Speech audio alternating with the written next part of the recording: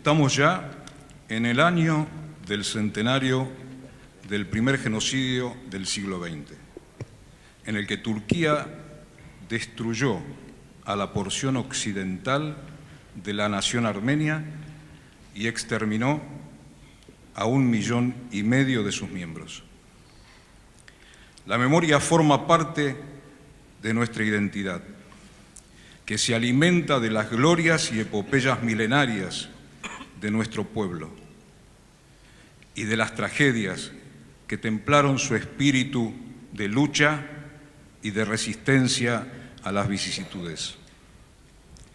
Este acto de presentación de Araxi y el cónsul alemán se inscribe dentro del programa del año del centenario y es un homenaje a los mártires.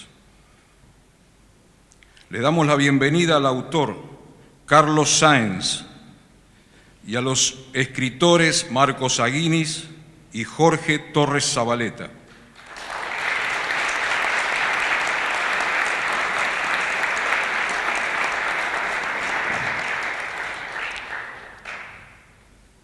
Quienes se referirán al trabajo y nos dirán por qué es bueno leer este libro. Nos honran con su presencia el señor embajador extraordinario y plenipotenciario de la República de Armenia, don Vahakon Melikian,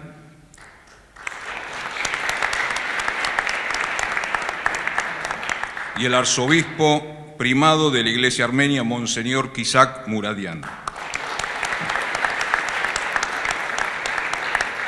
A quienes agradecemos el auspicio de este acto. Le doy la palabra a Rubén Mozian y les deseo un paseo interesante por los senderos de esta novela histórica. Gracias. Tengo aquí en la solapa de mi saco un no me olvides. Es el símbolo y el logo que ha adoptado la Comisión Mundial de Recordación del Centenario del Genocidio Armenio, que preside el señor presidente de la República de Armenia, don Serge Sarkisian. Integran altos funcionarios del gobierno armenio y prominentes personalidades de la diáspora. El no me olvides es como un mandato para la armenidad. No olvidar, no para ejercer actos de venganza, sino no olvidar para seguir luchando por la justicia, por el reconocimiento y la condena de lo que fue aquel crimen. Yo creo que si contabilizáramos en esta sala a los descendientes de armenios y pensáramos solamente en la familia de cada uno, cuántos fueron exterminados, saldría aquí un número que nos impresionaría a todos. Ese número individual, ese número familiar, ese número colectivo, es el que nos significa un legado de obligación moral para la reparación de aquel hecho. Y la obligación moral es también la difusión, y la difusión es a través de todo lo que uno pueda extender la mano para recibir el legado de lo que ocurrió. En este caso, la literatura, una novela histórica basada en hechos históricos, cuyo autor es Carlos Sáenz y que nos enorgullece. Le podemos decir que es la primera novela argentina sobre el genocidio armenio.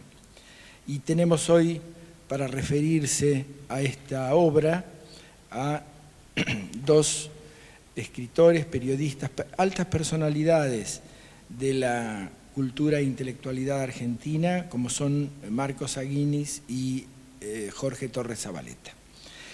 Marcos Aguinis nació en Córdoba, es un escritor que ha transitado una amplia formación internacional en literatura, medicina, psicoanálisis, arte e historia. Dijo, he viajado por el mundo, pero también he viajado por diversas profesiones. En 1963 apareció su primer libro y desde entonces ha publicado 10 novelas, 14 libros de ensayos, 4 libros de cuentos y 2 biografías que generan entusiasmo y polémica. En los últimos años todos sus títulos se convirtieron en bestsellers. Aguinis es seguido por millares de admiradores que recomiendan, discuten y coleccionan sus obras. Ha escrito artículos sobre una amplia gama de temas en diarios y revistas de América Latina, Estados Unidos y Europa.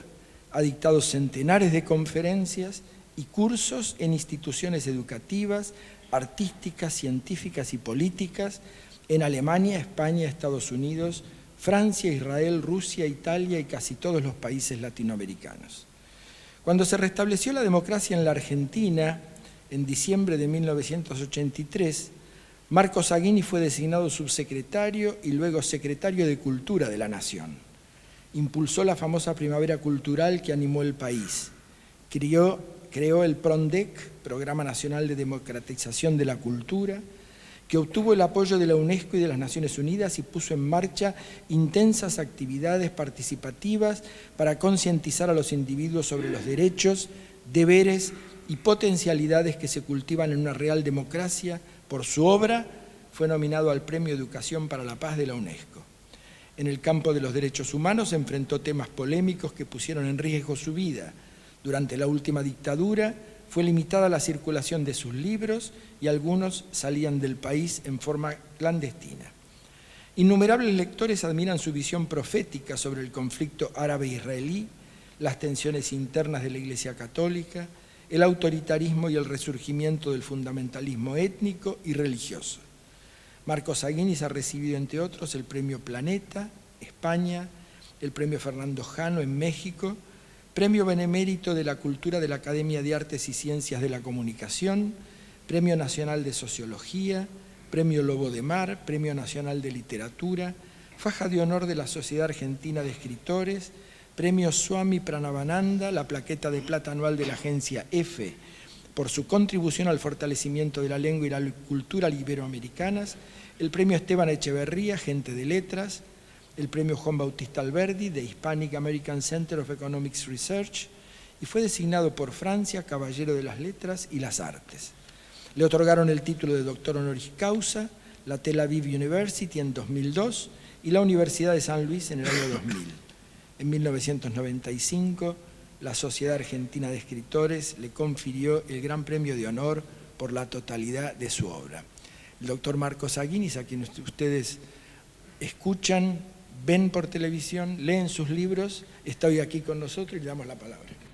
Señor embajador de Armenia, señor arzobispo, autoridades de la comunidad armenia, queridos amigos, puedo decir que este acto tiene un sabor agridulce.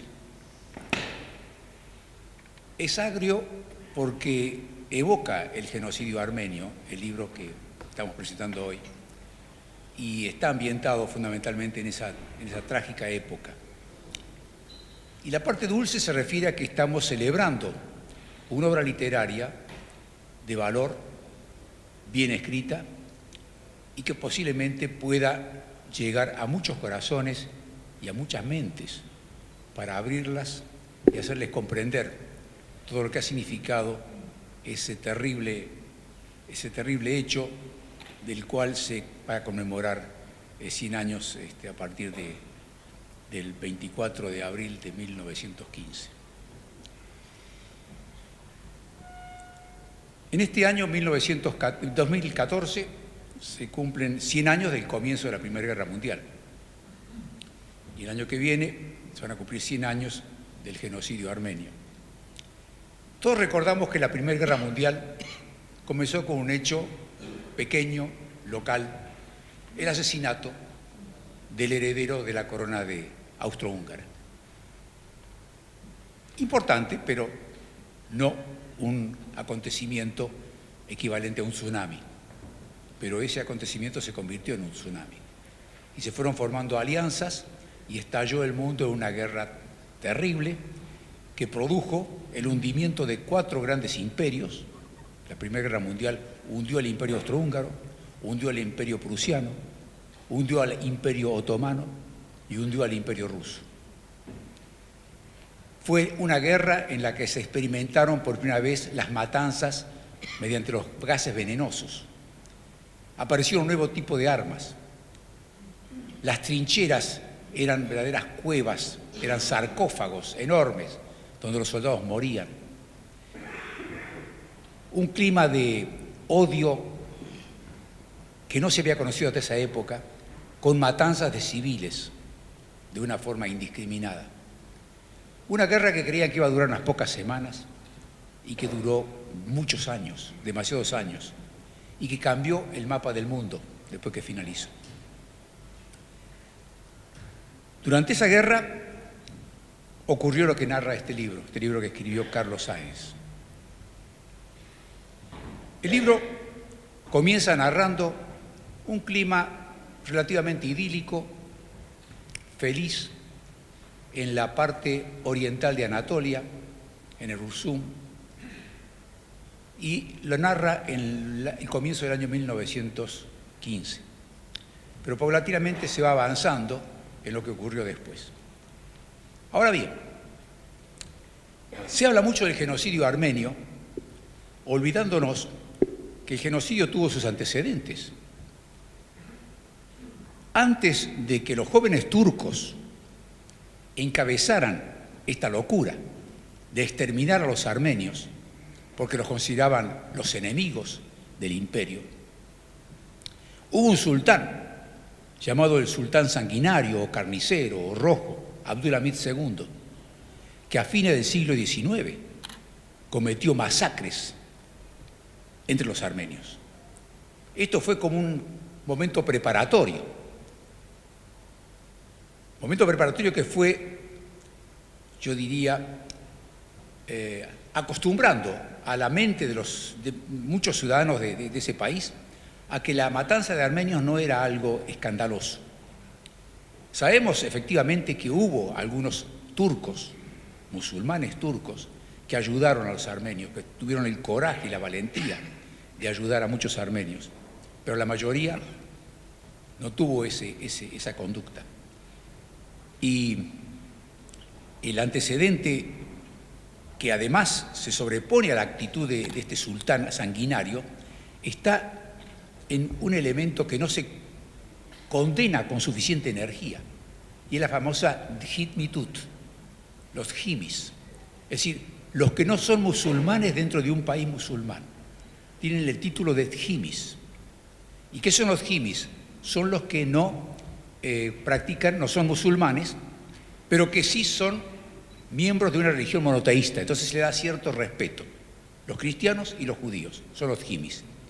Los que no pertenecen a ninguna de estas dos religiones, no son ni cristianos ni judíos, se los llama directamente idólatras. Por ejemplo, a los budistas, a los hindúes, se los llama idólatras. No tienen ninguna clase de perdón ni ninguna clase de derechos. En cambio, los jimis tienen cierto derecho si pagan un impuesto, por ejemplo, si aceptan ser ciudadanos de segunda clase, si aceptan que en un juicio, por ejemplo, el testimonio de un musulmán tiene más credibilidad que el testimonio de quien no lo es. Si acepta, por ejemplo, que si una mujer cristiana es violada por un musulmán, ese musulmán tiene una pena relativamente dulce o soportable. En cambio, si es un cristiano el que viola a una mujer musulmana, está condenado directamente a muerte.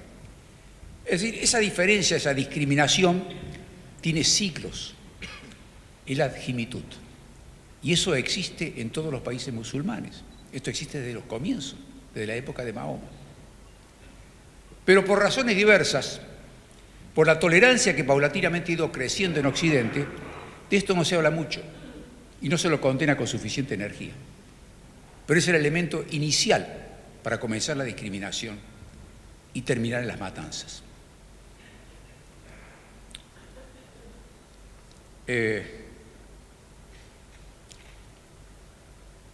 Hay una dificultad en reconocer el genocidio. Se dice que, bueno, sí, hubo muertes. Muchos gobiernos turcos ya aceptan decir que hubo muchas muertes, es cierto. Que hubo crímenes, que hubo situaciones muy injustas. Pero las atribuyen al clima de guerra civil, al clima de confrontación que existía allá, y no a una decisión claramente dirigida a exterminar al pueblo armenio. Y eso se llama genocidio. La palabra genocidio fue acuñada mucho tiempo después y ahora se la banaliza. Ahora cualquier asesinato se llama genocidio y no es así. Genocidio es cuando hay una decisión de exterminar a una etnia o a una religión o a un pueblo, a un grupo humano y hacerlo desaparecer. Eso es el genocidio. Un asesinato de mucha gente. Y se banaliza esa palabra. Ahora se usa la palabra genocidio para cualquier cosa. Genocidio es lo que ha ocurrido con los armenios o lo que ocurrió con los judíos en la Segunda Guerra Mundial. Esos son genocidios. O lo que hizo Rusia con los chechenos, que quería liquidar a los chechenos. O lo que hizo China con los tibetanos. No terminaron su misión, no lo quisieron hacer por completo, pero hubo ese propósito de exterminar, de eliminar. Y esto se quiso hacer con los armenios, exterminarlos. Y esto es lo que no lo pueden aceptar. Hay turcos, muchos intelectuales turcos que ya están comenzando a darse cuenta que esa negación no tiene sentido. No se puede seguir mintiendo, porque la mentira al final tiene patas cortas. Para quitar un poco, yo diría, los estremecimientos que nos convocan estos recuerdos, les voy a contar un breve chiste. La madre le dice a su hijo, mira, dice, vamos a tomar el ómnibus y a partir de los 5 años debemos pagar boleto. Cuando vos subas, y si el chofer te pregunta qué edad tenés, decile que tenés 4 años. Entonces no vas a pagar el boleto. Suben, la madre saca el boleto y le dice, ¿y el chico? No, el chico dice, no, yo tengo 4 años, dice el chico. El chofer lo mira, 4 años, estás crecido, dice. ¿Y cuándo cumplí los 5? Cuando baje del ómnibus. Esto es lo que está pasando con el genocidio armenio. ¿Cuándo van a terminar de reconocer que fue una matanza premeditada, bien organizada, con el apoyo de las Fuerzas Armadas de Turquía? Porque a los cautivos se los llevaba por esos senderos de montañas, de falta de agua, de falta de provisiones, donde se iban cayendo, muriendo. ¿Y quienes dirigían y manejaban todo esto? Eran miembros de las Fuerzas Armadas. No era un conflicto. Los armenios no estaban peleando contra nadie. Eran poblaciones civiles, eran hombres, mujeres, ancianos. No estaban luchando, no había guerra. No se lo estaba combatiendo, no murieron peleando. Murieron exterminados. Y esto es lo terrible de esta historia. Y fíjense que esto no ha terminado bien todavía. Que a pesar de que hay muchas voces armenias, incluso Pamuk, el Premio Nobel de Literatura, está en esa postura, sino que ustedes recordarán que en el año 2007 se asesinó a un gran periodista turco llamado Hrant Dink, que en el fondo tenía sangre armenia. Y este hombre fue asesinado precisamente por reivindicar el reconocimiento del genocidio. A la muerte de este gran hombre, Dink, concurrió muchísima gente a su sepelio porque produjo una gran conmoción. Y eso reveló, porque fue matado en el año 2007, que todavía está muy cerca y hasta hoy día esto sigue siendo un problema grave. Hemos tenido todos en el mundo la mala noticia, para mí una mala noticia, que el actual Erdogan, el actual jefe de Turquía, ha vuelto a ganar las elecciones. Y es un hombre que está quitándole el carácter laico a Turquía y está islamizándola. Y yo le digo sinceramente que temo la islamización, porque la islamización rápidamente cae en el islamismo. Y el islamismo es fundamentalismo, y es terrorismo, y es muerte, y es discriminación, y es persecución. Miren lo que está ocurriendo en Siria, en Irak, el califato árabe, que se decapita a los cristianos, se los crucifica. En el siglo XXI hay crucifixiones. Es espantoso. Y contra esto tenemos que levantarnos y tomar conciencia de que es una nueva plaga. Es peor que la peste negra, es peor que la peste amarilla. Es una plaga. Hay que enfrentarla. Es peor que el ébola. Del ébola han muerto 1000. Por el islamismo están muriendo miles de miles. Pero voy a centrarme en el libro. Voy a volver al tema del libro. Araxi y el cónsul alemán. Lo he leído con mucho placer. Y les ruego que cuando comiencen a recorrer sus páginas y vean al principio la descripción de un clima relativamente idílico, tanto en Turquía como en Alemania, de donde viene el cónsul, no se detengan, sigan avanzando, porque a medida que avancen se va a hacer mucho más atrapante la lectura, mucho más conmovedora, y van a comenzar a develarse todo lo que había ocurrido en esa terrible época. Esta es una novela basada en hechos históricos. Es una novela porque permite, este género literario, permite profundizar en la psicología de los personajes, pintar con colores más vivos los escenarios, incorporar diálogos o sensaciones que tal vez no son exactamente las que han ocurrido, pero que posiblemente han ocurrido de acuerdo al contexto que ahí se describe, y fundamentalmente le da vida a los personajes. La novela le da vida, nos pone en contacto con ellos, facilita que nos identifiquemos, que tengamos miedo como tienen los personajes ahí, que tengamos tristeza, que tengamos alegría, que tengamos esperanza, que tengamos desesperación, como los personajes que están viviendo la novela. Leer una novela sobre el genocidio armenio es como vivir en el genocidio armenio, estar ahí adentro, sufrirlo.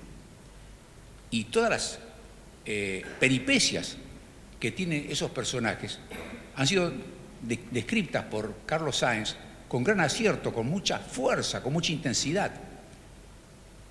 Y posiblemente eso es lo que le da al libro el poder de llegar a una gran audiencia y hacerle saber lo que eso significó y cómo Turquía sigue estando en deuda con el pueblo armenio. El pueblo armenio ha tenido el mérito de ser un pueblo muy antiguo, de mantener una coherencia, una cohesión cultural durante tanto tiempo, a pesar de haber padecido martirios múltiples, por estar ubicado en una zona muy conflictiva ahí en el Cáucaso, con enemigos de arriba, de abajo, del este y del oeste, y que ha llevado a situaciones de mucho sufrimiento, de mucho padecimiento, y de pasar de una mano de un colonizador a otro. A pesar de eso, el pueblo armenio se mantuvo vivo, firme, desarrollando valores y manteniendo con fuerza su cultura. En esta novela de Sáenz también nos encontramos con lo que debe haber siempre en una novela, que es la historia de amor. Hay un romance muy fuerte, con conflictos. No lo voy a contar acá porque dejo que la sorpresa les dé placer mientras lo lean. Pero hay conflictos en esos romances cruzados y situaciones que a uno le hacen creer de que esto termina muy mal y al final la novela se va desarrollando de una manera notable. Lo que sí es más notable todavía es cómo al final la novela nos lleva a un punto que nos resulta notable por su acierto. ¿Y qué quiero decir con esto? Pues el acierto de demostrar que los seres humanos contenemos un gran misterio, todos, y que a veces cada uno de nosotros, que puede simular o parecer responder a un determinado perfil, de súbito deja ver, desnuda su cuerpo, su alma, y aparece una cosa distinta.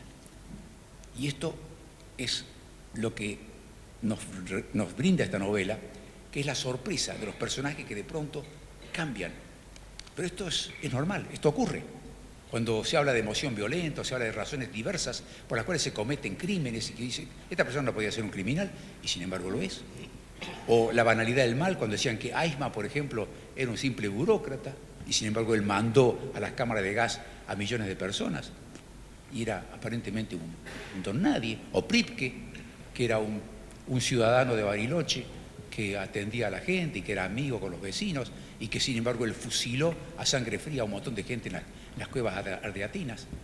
Es decir, esta novela nos provee eso, personajes que son queribles y detestables, personajes que nos revelan al ser humano y en conjunto nos revelan una de las tragedias más graves que ha padecido el mundo, inaugurando el siglo XX, que fue el genocidio armenio.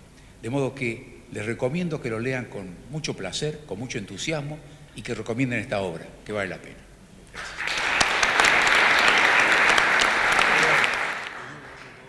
Agradecemos estas palabras de erudición histórica y reflexión literaria incomparable tan necesaria para todos nosotros.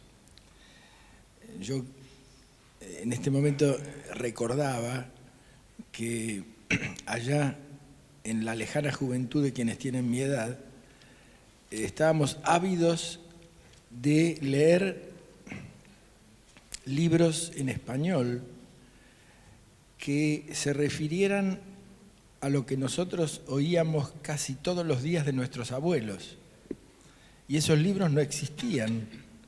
Prácticamente no había nada en español que pudiéramos leer y consolidar de alguna forma lo que nosotros escuchábamos como historias familiares, tremendas, trágicas. Yo aprendí de mis abuelos que mis 8 bisabuelos murieron en el genocidio y era terrible. Quizás en ese momento no me daba cuenta de cuán terrible era. Ahora verdaderamente es una tragedia familiar. Cada familia puede escribir un libro o contar el contenido que sirva para una obra literaria. Ahora sí tenemos infinidad de libros y este libro, con sus pasiones, su historia, se viene a agregar a ese rico acervo que tenemos ahora en español para nosotros, los descendientes de armenios, para los descendientes de armenios de habla española de todo el mundo y para todos los que leen en español y se ilustren acerca de lo que les pasó al pueblo armenio allá a principios del siglo XX. Jorge Torres Zabaleta es escritor, periodista, colaborador del diario La Nación, conduce talleres literarios desde 1983 y ha dictado numerosos cursos sobre narrativa en diversas instituciones. Tiene una prolífica obra publicada, Memorias del Viento, Cuentos, Grupo Editor Latinoamericano en 2011, El Verano del Sol Quieto, una novela de Grupo Editor Latinoamericano en 2009, Cazar un tigre y otros cuentos, 2007, Las voces del reino, una novela editorial Victoria Ocampo en 2003, La noche que me quieras, novela editorial MC, en el 2000 La casa de la llanura, novela editorial Atlántida en 1993, El palacio de verano, cuentos, Grupo Editor Latinoamericano, 1989, El primer viaje, novela editorial MC, 1986, El hombre del sexto día, cuentos, editorial Orión, 1977. Ha recibido premios y becas, primer premio MC Planeta de España, revista Zoetrope All Story de Francis Ford Coppola, género cuento por Cazar un tigre, 2002, premio municipal en el género novela inédita, bienio 1996-1997, por El verano del sol quieto, del año 2000. Premio Carmen Gándara por el cuento El cardumen, 1999. Segundo puesto en el premio especial Eduardo Mallea del Gobierno de la Ciudad de Buenos Aires por el libro de cuentos Cazar un tigre, de 1999. Premio Inca Seguros por el cuento Cazar un tigre, 1995. Premio Fundación Antorchas, ex beca Fulbright, International Writing Program,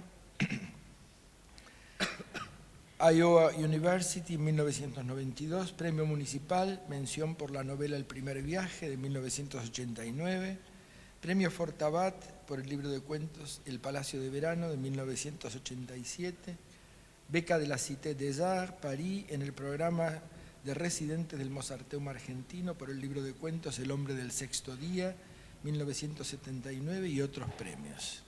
Vamos a escuchar la palabra y las reflexiones de Jorge Torres Zabaleta sobre Araxi y el cónsul alemán. Señor embajador, señor arzobispo, funcionarios y dirigentes del Centro Armenio, señor Jorge Barparonian, quiero agradecerles el honor de estar acá entre ustedes y decirles que para mí es una ocasión muy grata poder intervenir con Marcos Aguinis en la presentación de esta novela en la que Carlos, que es amigo mío hace ya 40 años, ha trabajado duramente en los últimos 5 o 6 años, porque creo que es una novela que ha tenido una lenta elaboración y admiro el trabajo que ha realizado Carlos, porque la novela Araxi y el cónsul alemán es una gran novela, es simplemente una gran novela. Es un tipo de novela a la que no estamos tan acostumbrados a leer hoy en día, en donde la ficción se vuelve cada vez más interior y más subjetiva, en donde, digamos, a través de la influencia de las corrientes modernistas y de los años 20 y anteriores, el relato se fracciona, entra dentro de los protagonistas y resulta como más difícil encontrar una línea narrativa. En ese sentido, Araxi, el cónsul alemán, es como una novela del siglo XIX. Es decir, Carlos ha contado una novela épica, una novela panorámica, una novela que se desenvuelve en muchos escenarios y a través de los años, y donde poco a poco se van dibujando los trazos del destino humano, el arco del destino, con sus comienzos, con sus picos de conflictos y su resolución. Y es además también, además de ser una novela épica, es también una novela de tesis, yo diría. Es una novela que busca demostrar la conexión de un genocidio con otro, porque yo no quiero revelar demasiado del argumento, pero lo que ustedes van a ver es que hay un traspaso vital de la información a los oídos de nada menos que de Adolf Hitler, que se inspira en el genocidio armenio para cometer todas las tropelías del genocidio contra los judíos, contra el pueblo judío. Así que es una novela, esta es una novela con sus pozos, con sus abismos, con sus caminos soleados también, porque muy bien dijo Marcos Aguinis, habló del ambiente bucólico de las primeras páginas, porque en realidad todo este grupo de familias, esta gente, este pueblo, es gente arraigada a una tierra, gente que ama un lugar, gente que tiene su corazón puesto en sus costumbres, en sus ancestros, en sus propiedades, con un espíritu religioso, con una cierta melancolía de poder mantener ese mismo destino, que sienten amenazado porque están cerca de la frontera con Rusia, donde algunos jóvenes ya se están preparando para combatir, entre ellos cito al novio de Araxis, a Dirán, que es el héroe oculto del libro. Porque si bien esta no es una novela estrictamente moderna o psicológica, y no tiene por qué serlo, porque su fin es completamente diferente, sí es una novela que se ocupa de los pensamientos interiores de los personajes y de sus conflictos. Y tiene como personaje clave a Araxi, que es una chica de una familia rica, de terratenientes, donde vive protegida. Es una chica, Carlos ha sabido crear una heroína sumamente atractiva y pienso en Tolstoy y en Ana Karenina, que según las versiones, que escribió Tolstoy como 6 versiones de Ana Karenina, y parece que en la primera versión Ana Karenina era una mujer así media del montón, pero que la fue poniendo cada vez más linda y cada vez más agradable a medida que se enamoraba de ella, porque un escritor tiene que enamorarse de los personajes y esa es la primera condición para que los lectores se enamoren de los personajes. Yo creo que a ustedes les va a pasar que este libro les va a transmitir experiencias, que este libro va a ser una experiencia vital para ustedes. A mí me acercó a un mundo que no conocía, a un mundo del que incluso me da timidez hablar porque no me siento del todo con derecho, pero la verdad es que el libro me emocionó porque me transmitió experiencias. Y después, es decir, una experiencia, un escritor que tiene que hacer, tiene que lograr un camino por donde, tender un camino por donde avance el lector y se encuentre con lo que el escritor quiere decir. Es decir, hay 2 maneras de errar con la información. Una, decir de menos y otra, decir de más. Cuando se dice de más, el público se aleja. Cuando se dice menos, el público no entiende. En uno entiende demasiado, en otro entiende demasiado poco. Entonces, Carlos ha dicho justo lo que tenía que decir. Las frases del libro son claras, aparentemente transparentes, hay brotes de lirismo, hay meditaciones sobre el destino, sobre los encuentros y desencuentros humanos. Es un libro lindísimo, realmente se los digo.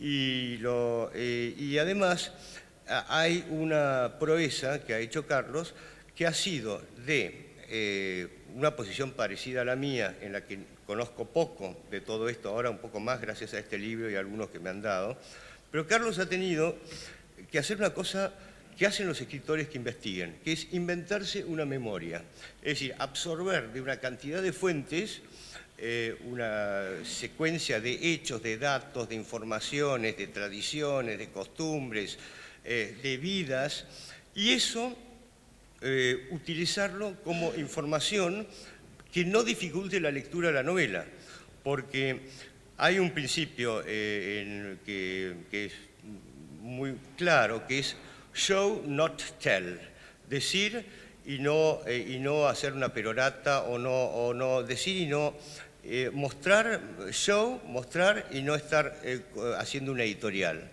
Es decir, los datos se ponen de soslayo, se ponen de contrabando, se van infiltrando, y Carlos ha encontrado muchas maneras de hacerlo y cuenta una realidad compleja, y eso no obstaculiza su historia. Y después, es un libro que combina los momentos íntimos del hogar, que combina los desastres y las catástrofes que van ocurriendo, que termina en Alemania, que termina además con una frase del mismo Hitler que es impresionante, porque muestra justamente el tema, el eje de la novela y la tesis de la novela, que es cuando Hitler recibe la información del personaje principal, Hitler dice, después recordando esa información, dice: total, después de todo, ¿quién se acuerda hoy de la exterminación de los armenios? Y nosotros podemos decir: sí, señor Hitler, nosotros nos acordamos. Entonces, este libro tiene un gran valor. Este libro surge, es curioso y a la vez es natural que una persona que no sea armenia haya escrito este libro. Yo creo que es la gran novela sobre el genocidio armenio, y creo que lo que ocurre es que las cosas no se pueden escribir totalmente desde adentro, no se pueden escribir totalmente desde el momento de los hechos, sino que se necesita una distancia. Y además de distancia, lo que se necesita es otra cosa que Carlos le dio a todos sus personajes: humanidad y empatía. Y por eso realmente celebro mucho estar acá esta noche con ustedes presentando este libro de Carlos, acompañados por el doctor Aguinis y Rubén Mosián. Muchas gracias. Agradecemos no solo lo dicho, sino el entusiasmo puesto en lo dicho, porque es muy importante. Muchas gracias. Y quiero agradecer la presencia de todo este público y muy especialmente la presencia del embajador Hernán Mazzini Escurra, porque siempre se ha acercado a todas las tribulaciones armenias con mucha sabiduría y mucho afecto. Gracias por estar aquí.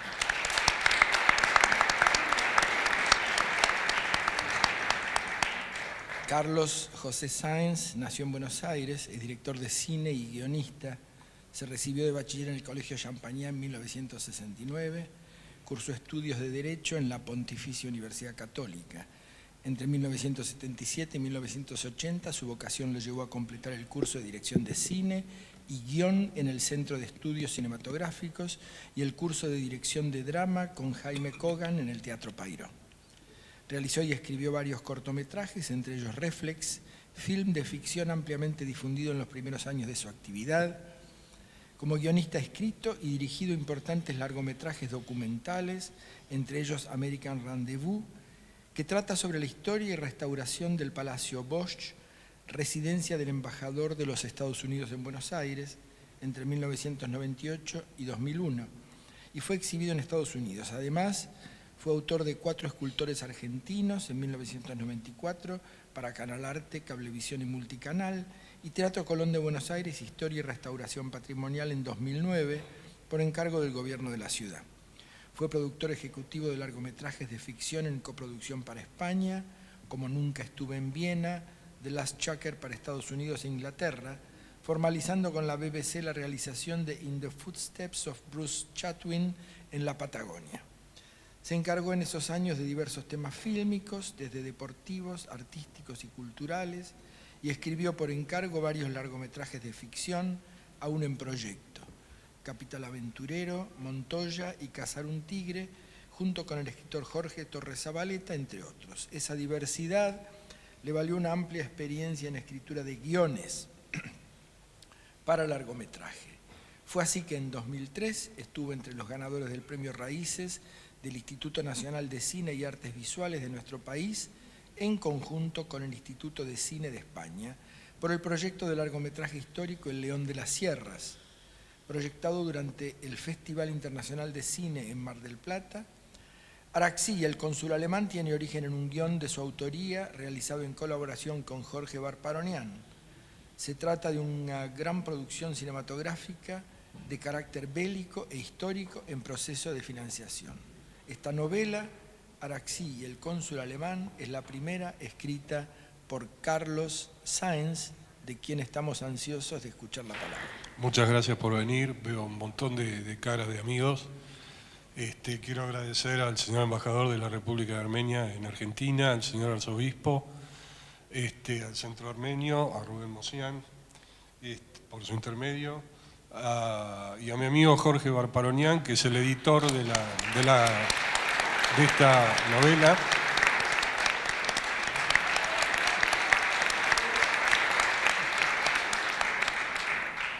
Y dejo para el final, pero están acá conmigo, al doctor Marcos Aguinis y a Jorge Torres Zabaleta, que me han hecho tan fácil esto que me tiene medio aterrorizado, porque una cosa es conversar en los bares con un montón de amigos que veo por acá, y otra cosa es estar acá enfrente, ¿no? Sobre todo porque como estoy muy acostumbrado a estar detrás de una cámara, que es comodísimo y no es falsa modestia, es el punto cómodo de mirar la vida, digamos, ¿no? Y de no poner la cara, a ver qué me sale de todo esto. Bueno, no soy un literato, en realidad soy uno que cuenta historias. El doctor Aguinis, Marcos y Jorge me han hecho muy fácil esto, porque han dicho cosas lindísimas, con un análisis, no sé, muy exacto y muy profesional. Están súper acostumbrados y tienen mucho éxito. Y bueno, he leído sus libros y los miro por televisión, No sé cómo vine a dar con esto, porque la vida, como la novela, como los personajes de mi novela, nos va llevando, y eso es una cosa que me fascina, como, no sé si rodando por el destino, pero no creo en la teoría de las casualidades. Acá hay otro amigo que es el culpable de todo esto, que hace unos años, bastante, Claudio Esperanza, que está sentado por ahí, es el que apretó el botón del Big Bang, porque me llamó un día y me dijo, che, tenés que ir a almorzar con Giorgi Barparonian, porque quiere un documental de no sé qué. Nunca habíamos hablado de esos temas con Giorgi. Y durante el almuerzo se le enfrió las papitas noisé y el escalope que quería, ¿no? Y yo lo oía hablar de la Primera Guerra Mundial, no sé, era como para hacer una serie con la BBC larguísima. Pero algo entendí, si bien leo historia, no sabía nada del Frente Oriental, no sé, datos, tengo intuición y creo que soy un buen espectador, y había cosas que me llamaban bastante la atención y me gustaron. El personaje subteniente alemán del Frente Oriental, mi madre que está por ahí dice, ¿y qué hacía? El personaje del alemán es una especie de Lawrence de Arabia del lado alemán, que creo que es mi film favorito y está entre los films más de las listas de los favoritos del mundo, ¿no? Entre los 10 films seleccionados. Cuando terminamos el almuerzo, Giorgi me dio una bolsa de videos en ese momento y algunos libros y un resumen de un libro mal escrito, traducido al alemán, que tuve que estudiar tipos jeroglíficos. Al tiempo lo llamé y le dije, nos volvimos a juntar, acá no hay material, no hay nada visual como para hacer un documental. Es como le decimos, refritos, lo que sé, las imágenes son usadas, han sido usadas por las mismas a lo largo de los años, la BBC, bueno, acá no, documental me parece que no sale. ¿Qué te parece si armo un... Me parece que desde el punto de vista no armenio, ¿no? Como soy yo, digamos, y creo que un buen espectador, le dije, necesitamos identificarnos con el tema armenio y acá tiene que haber algo, no sé, de ficción, más grande, tiene que haber un romance, le dije, y voy a cumplir con la consigna que vos querés probar, o digamos que mucha gente tiene en mente, y ya de hecho en los documentos parece que es así, de que los oficiales alemanes que estaban en el frente oriental, en la misión militar de Constantinopla, cuando vuelven, no quiero contar muchos datos, pero algo tengo que contar, vuelven a Alemania, en fin, algunos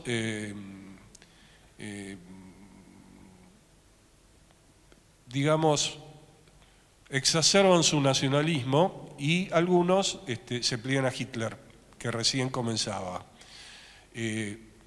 Para lo cual vendría a ser este personaje una especie de transmisor de lo que, habiendo visto en Turquía, después le cuenta a Hitler o lo influye o algo por el estilo. Tampoco quiero contar demasiado, pero ese era como el súper objetivo, la misión de esta historia, ¿no? Y le dije, no sé, dame 6 meses para que estudie un poco, porque es impresionante la cantidad de cosas y de datos que la verdad me fascinaron. Y él me decía, vos me estás haciendo algo exótico, asiático, y yo quiero una parte europea. Y yo, esperá, ya va a llegar. Y bueno, mucho trabajo, muchísimo trabajo, pero impresionante, rarísimo, como desde el punto de vista, tengo que hablar de cine, ¿no? Si bien no he pasado por ningún taller literario, nunca, sí tengo, no sé, mucho guión encima. Acá hay algunos amigos que hicieron cine conmigo desde el principio. Bueno, estaba bastante entrenado para eso, así que las reglas como de la estructura y demás, más bien me entusiasmaba muchísimo. Bueno, para hacerla corta, a lo largo de los años, porque los guiones tienen idas y venidas, se fue achicando el proyecto, la cantidad de páginas hasta ponerlo en una condición, y alguien por ahí nos empezó a decir, acá tiene que haber una novela, y Giorgi me impulsó, ¿por qué? Bueno, me lancé con la novela realmente no sé, bastante inconsciencia, porque una cosa es un guión, otra cosa es una novela. Pero me parece que funciona. En general es al revés, hacen novelas y pasan al cine. En este caso le dio mucha velocidad a la novela. Y bueno, mi tendencia a describir y a sintetizar, a dar pinceladas, si se quiere, porque eso es un guión, pasaron bien a los capítulos de la novela.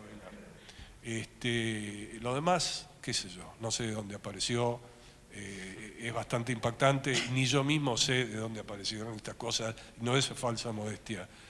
Por supuesto conté con mucho archivo, el mejor que me pudieran haber proporcionado. Entré como en un sueño, y es una cosa rara de explicar, pero acá hay escritores que saben perfecto, ¿no?, de qué se trata eso. Y bueno, un día salí y vi que había de eso y se había armado algo. Jorge fue el primero en echarle una ojeada y le gustó y me alentó, y bueno, no sé, acá estamos. Me di cuenta enseguida que estaba bien escrito. Fui mirando las páginas que a medida que daba vuelta iba pasando por los renglones, me di cuenta que las frases estaban bien, que había una buena estructura, que era vívido, que era poético, que estaba bien. Y es curioso que la primera novela de Carlos tenga 600 páginas y sea muy buena. Bueno.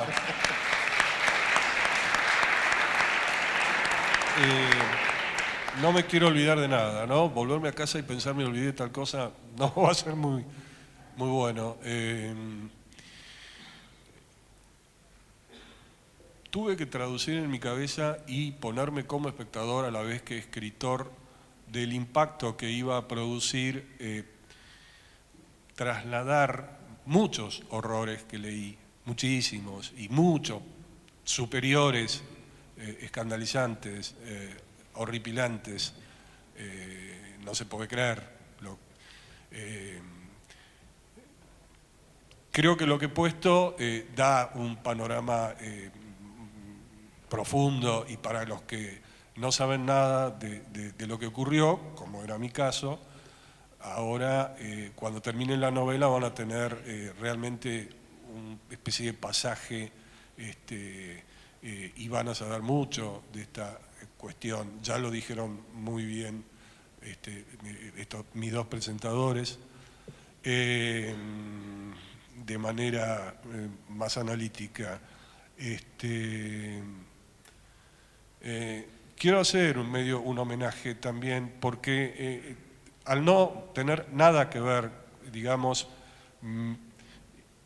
y estar en soledad en la creación y de golpe toparme en este lugar con gente que tiene muchas historias, como acaba de decir Rubén y otros amigos que me han ido presentando de la comunidad armenia argentina en las últimas semanas, bueno, primero me provoca un enorme respeto. Yo me puse al servicio de esta idea. Creo que he sido un cronista más que otra cosa. La realidad hablo, en realidad, me parece, más que mi creatividad o algo que se le parezca. Bueno, no sé, un eslabón entre otros cronistas que han habido y otros que vendrán después. Por supuesto que esto viene de muchas fuentes, donde lo que no, digamos, ha sido, lo que ha sido imaginado está completamente basado en casos reales y confluyen en tal o cual personaje. Hay una cuestión militar también que yo tuve 14 meses de entrenamiento militar en la conscripción y demás. No se podría no haber escrito sin entender un poco el mundo militar,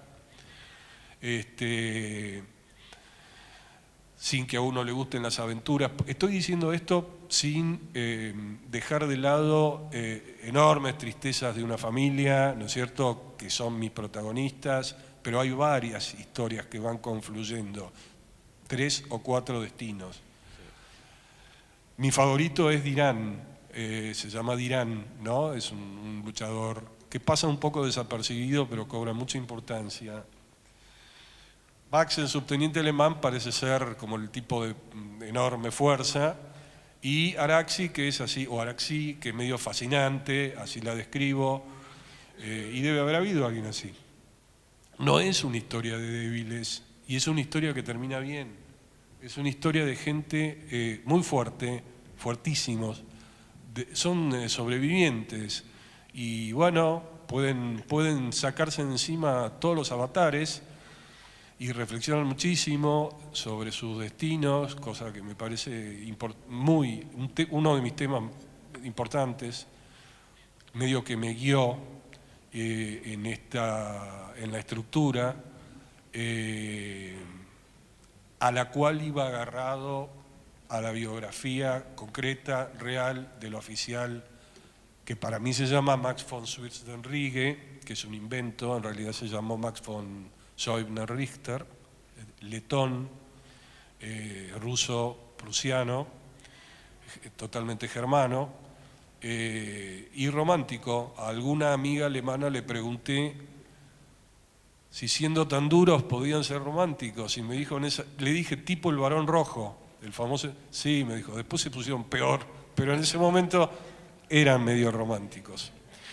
Así que ahí está el romanticismo alemán, de los alemanes de la Primera Guerra. fascinante la familia armenia, es fascinante, fascinante. La verdad que, no sé, se parece algo al campo argentino, no sé, tiene cosas de eso. Y acá está mi madre y quiero hacer un homenaje, porque como argentino, que no tengo nada que ver, ahora sí, con este pasado armenio, aunque sea si me aceptan, con mi mínima contribución. Bueno, algún muerto tenemos también en la familia. Ella es tataranieta de Francisco Narciso de la Prida, que saben que fue degollado después del Congreso de Tucumán por sus ideales.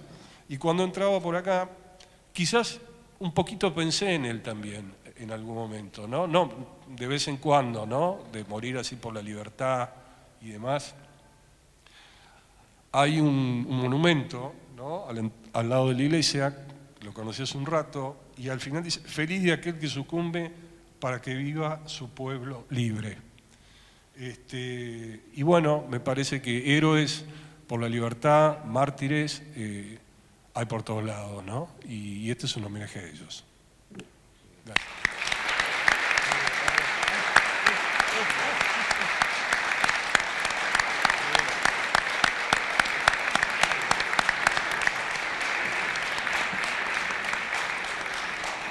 Cuando Carlos hablaba de la fortaleza de los sobrevivientes, cuando entrábamos acá en la sala, esta sala Siranush que está muy de moda hoy día en Palermo Soho y la calle Armenia, comentábamos con el doctor Aguinis que esta sala fue construida por los sobrevivientes, inaugurada en 1932, imagínense, el genocidio fue del año 1915 a 1923 y la sala fue inaugurada en 1932 por gente que era sobreviviente y que todavía no tenía ni dónde vivir cuando en 1932 se inauguró esta sala.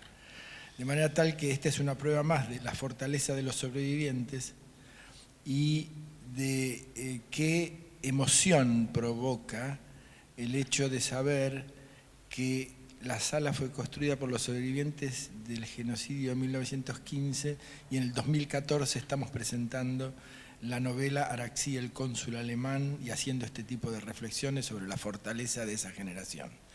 Así que gracias.